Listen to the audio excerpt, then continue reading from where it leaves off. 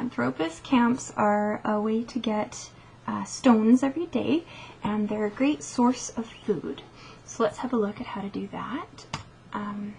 So go to our map view, turn on the levels so we can see what we're attacking.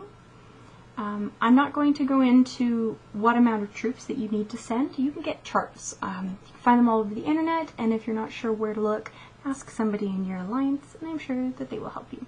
So the first thing that we'll attack is the level 2 Anthropus camp. These guys have about 500 spies, so I'm going to send twice that much, and that's an absolute guarantee that I'm going to kill them. I do have some research, so that helps. So after my spies go, I send an attack. You can see right here, 58 seconds. That's a lot longer than it takes for my spies to reach.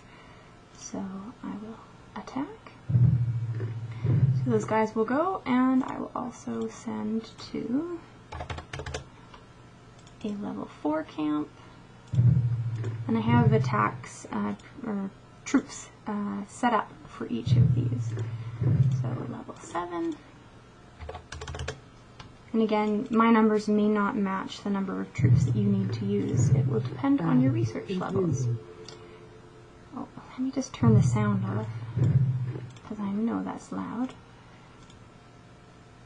Okay, so the reason that we send spies first are because Anthropus camps have troops that are called stenches. They're the equivalent to a spy, and no matter how many troops you send, if you don't kill those stenches, they will kill some of your troops.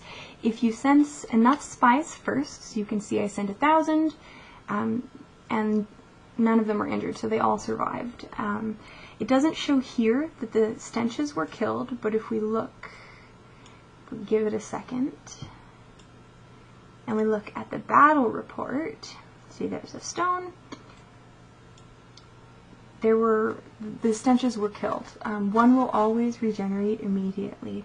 So our 1,000 spies killed the stenches, one regenerated, and that's why I sent one spy on the attack, so that the spies arrived first, or the spy arrived first, killed the stench, died itself, but that's okay, and all of my swift strike dragons were safe, and they were enough to kill the other troops that are in the Anthropus camp. So you get, as you see, a fairly large amount of food and a little bit of everything else. So if we look, we'll see our level 4 camp. We get a different kind of a stone. Also, you can see stenches are killed. You get more food. And finally our level 7.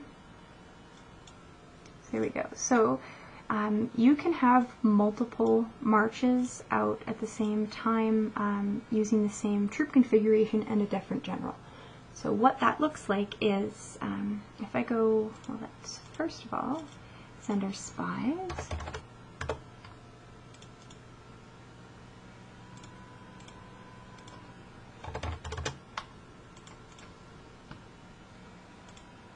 And if our attack is returned, we'll be able to use this one. Yeah.